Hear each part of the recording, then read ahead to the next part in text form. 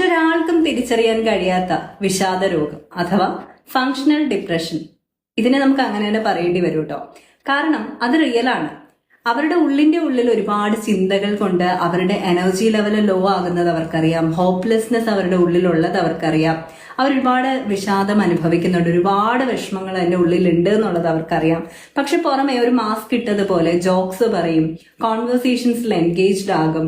അതുപോലെ തന്നെ അവരെന്ത് ചെയ്യും, ഒരുപാട് വർക്കഹോളിക് ആകും, ഒത്തിരി പ്രൊഡക്റ്റീവായിട്ട് നിൽക്കുകയും ഒക്കെ ചെയ്യും. അതായത് ഒരു മാസ്ക് അണിഞ്ഞ് നിൽക്കുന്നത് പോലെ, ഉള്ളിൽ കരയുന്ന ഒരു വ്യക്തി പുറമെ ചിരിക്കുന്ന ഒരു മാസ്ക് ഇട്ട് നടക്കുന്ന പോലെയാണ് ഫങ്ഷണൽ ഡിപ്രഷൻ. 2 അതിലധികമോ വർഷക്കാലമായിട്ട് ഇത്തരത്തിൽ മാനസിക വിഷമമൊക്കെ മനസ്സിൽ കൊണ്ട് നടക്കുന്നവരുണ്ടായിരിക്കും.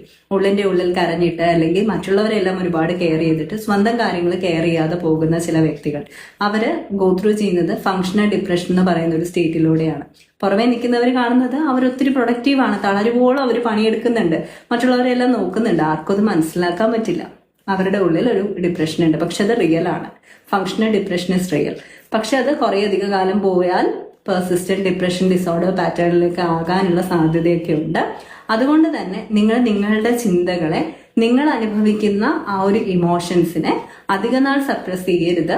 ഫങ്ഷണൽ ഡിപ്രഷനിലൂടെ പോകുന്നത് നിങ്ങൾക്ക് തന്നെയാണ് കൂടുതൽ മനസ്സിലാക്കാൻ പറ്റുക. അതൊരു ക്ലിനിക്കൽ ഡിപ്രഷൻ്റെതായിട്ടുള്ള അടയാളങ്ങളോ ലക്ഷണങ്ങളോ ഒന്നും കാണിക്കാത്തത് കൊണ്ട് തന്നെ സ്വയം തിരിച്ചറിയാൻ പറ്റുന്ന ഒന്നാണത്. ഇടയ്ക്കിടയ്ക്ക് മാത്രം നിങ്ങൾ ഭയങ്കരമായിട്ട് ഡൗൺ ആകുന്ന പോലെയും പിന്നെയും നിങ്ങൾ പെട്ടെന്ന് ഇല്ല ഞാൻ ഓക്കെയാണ്, ഞാൻ അടിപൊളിയായിട്ട് മാറിയിട്ടുണ്ട് എന്നൊക്കെയുള്ള രീതിയിൽ നിങ്ങൾ എന്ത് ചെയ്യും, പുറമെ പ്രസന്റ് ചെയ്യുകയൊക്കെ ചെയ്യും. ആക്ച്വലി നിങ്ങൾ ഭയങ്കര ഹാർഡായിട്ടാണ് നിങ്ങളെ ട്രീറ്റ് ചെയ്യുന്നത്. നിങ്ങളോട് ഒട്ടും കമ്പാഷനേറ്റ് ആയിട്ടല്ല നിങ്ങൾ ബിഹേവ് ചെയ്യുന്നത്. നിങ്ങളുടെ ഇമോഷൻസും പുറത്തേക്ക് കൊണ്ടുവരണം. നിങ്ങൾ ഈ ഒരു ഫങ്ഷണൽ ഡിപ്രഷൻ സൈഡിലേക്ക് പോകുമ്പോൾ അനുഭവിക്കുന്ന സ്ട്രെസ്സിന്റെ ലെവൽ മറ്റുള്ളവരെക്കാളൊക്കെ വളരെ കൂടുതലാണ് എന്നുള്ളത് മനസ്സിലാക്കണം. അപ്പോൾ ഫങ്ഷണൽ ഡിപ്രഷൻ ഈസ് റിയൽ. അത് നമ്മൾ അഡ്രസ് ചെയ്ത് തന്നെ പോകാൻ ശ്രമിക്കുക.